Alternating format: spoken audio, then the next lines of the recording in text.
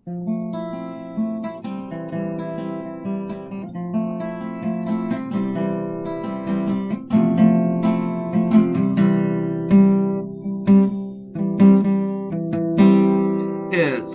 April 24th, 2019, 5:04 p.m.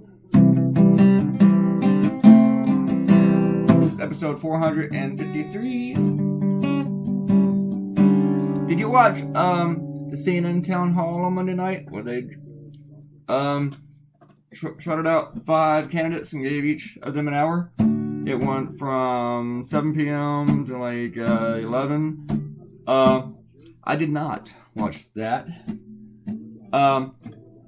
It's like to give you an impression of the candidates and how they react to people, but there's not a whole bunch of policy about it. The only one who's really specific with a lot of the policies is Elizabeth Warren, and she's not doing well at the polls. They're just not finding her very likable, I think.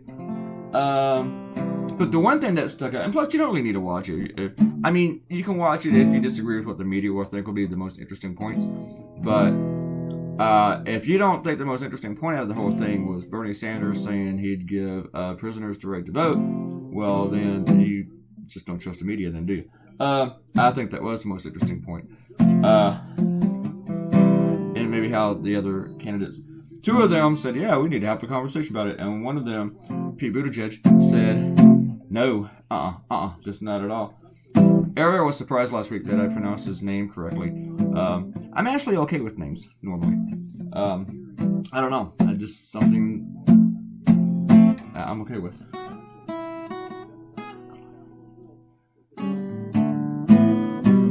Believe it or not, I was okay with pronouncing things, my pronunciations, when I was in Hawaii. Kalani Ani Oli Highway. I'm very proud of that still. Bernie Sanders says that we should definitely give prisoners the right to vote, including people like the Boston Marathon bomber. He says, they shouldn't have all the rights taken away from them. They should still be able to contribute to society. I'm going to disagree with Bernie Sanders. And based upon that, he says they shouldn't have the rights taken away from them. Should contribute to society. Well, they chose not to contribute to society, or they chose to contribute to it in a very, very bad way. You don't get to keep all your rights, even when you join the military. You lose your freedom of speech. You are not guaranteed all your rights when you go to prison. You are not. You do deserve to be treated like a human being,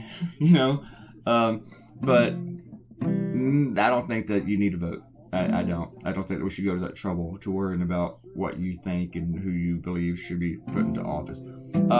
That said, Republicans love to disenfranchise people and take away votes. After you serve your time, you definitely should get your rights restored. After you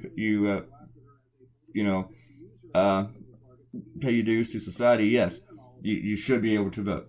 That's what I believe.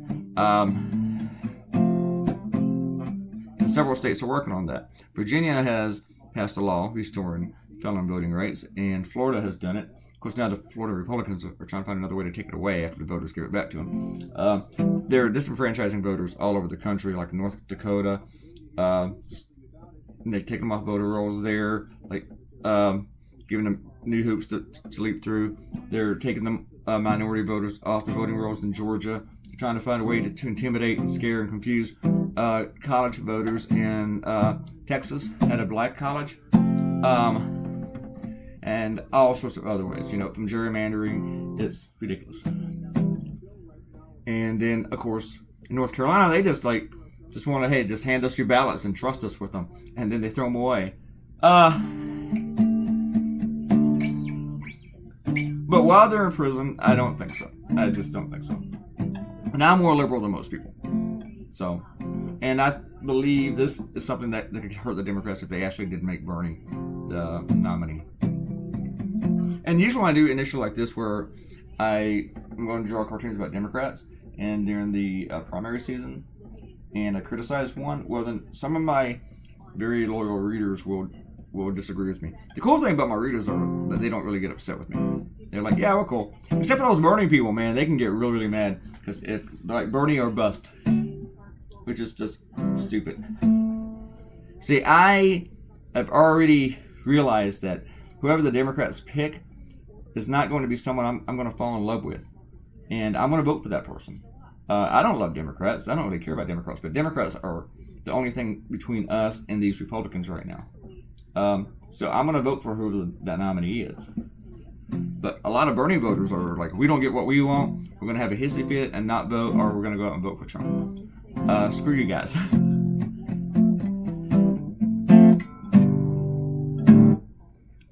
Though I might have a problem if it is Tulsi Gabbard, because that person is nuts. You'd have to be a real nut to want to support Tulsi Gabbard. All right, let's go to some shout outs. All right, Eden, 5 minutes of this. Arrow says, when in doubt, label it. That's her Model 2. We're talking about the cartoon where I put a label on someone that I wasn't sure about. I don't always do that. Even if I have some doubt, sometimes I still won't label. Depending. If I think the label ruins it, I will not do it. Sometimes I have doubts about using the label, you know? And Arrow's also talking about gerrymandering. TJ, you gotta do a lot shorter responses, dude. Seriously. I'm glad you're back and all that's cool. And just try to he's talking about economy. And he likes Tulsi Gabbard. That's weird.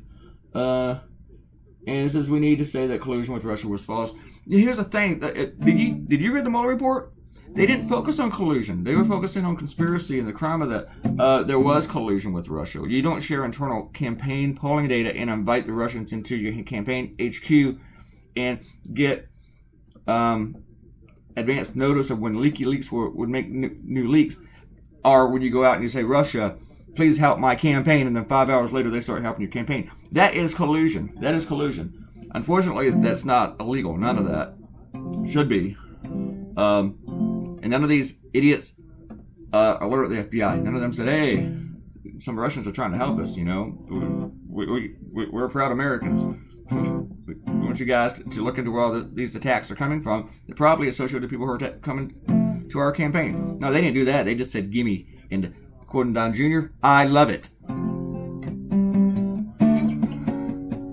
So, yeah, there was collusion. Not a crime with any of the collusion that they did. They did not help Russia with any other attacks or whatever, but they were very receptive to receiving help from Russia. I love it when Republicans say, well, you know what, you should have told Donald Trump that you were investigating, that Russians were coming at his campaign. They did. And then they said, but you should have told us about there maybe being a spy in the campaign. First off, you don't go tell the spy's boss that he might have hired a spy because the boss might be in on it.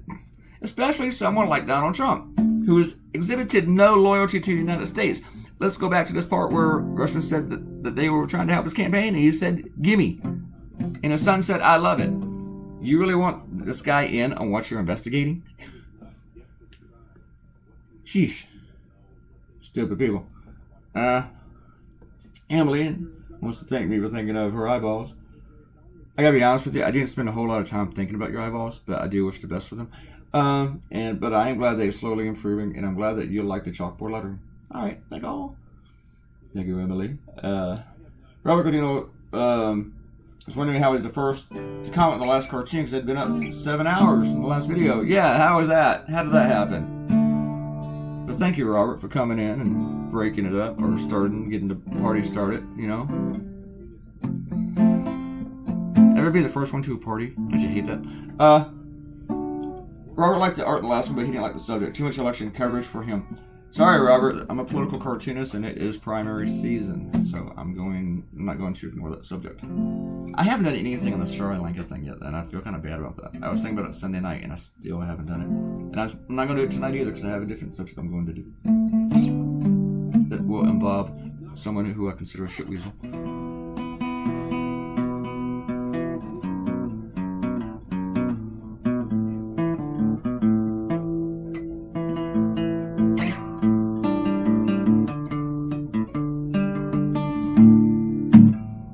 This one, when I was drawing Trump here, in the very first shot that I took at drawing him, I just liked where almost everything landed, and I didn't want to screw with it, so I kind of just went right back over all of it. It was like later that I noticed I didn't like where one of the bars, the way it was looking. It looked like it was warped, and I had to fix it. It was the bottom one. going horizontally. And it just bugged me, so I tweaked it a little bit. And at first I had this like a regular old bald dude, white dude, being the reporter. But that guy was boring me, so I had to change him to someone who was less boring. So, shuffled him out and brought in someone younger and fresher. Someone a little bit more vibrant, I think. Someone more interesting. I like today that Donald Trump said that he's the most transparent president ever. I'm like, where are your taxes, MFer? Come on, man. You can't consider yourself transparent if you're hiding your taxes and then you're just trying to squelch every subpoena into your administration. They're like, hey, the investigation's over, so just stop investigating. These are the same people that investigated Benghazi again and again and again and again and again and again and again. All right, there's your cartoon, folks. I was debating about not doing any shading outside of the dot balloon, but I just couldn't help myself at all. Thanks for coming by, hanging out with me today. Who will be the first one to comment today? Whoever does, we'll get to boast about it. That's all you get, really. But I'll mention it if you mention it, because I won't notice if you don't mention it. Please subscribe by clicking the red button. If you leave a comment, I will give you your very own shout out. I'll say your name on the internet. See you Thursday. Bye.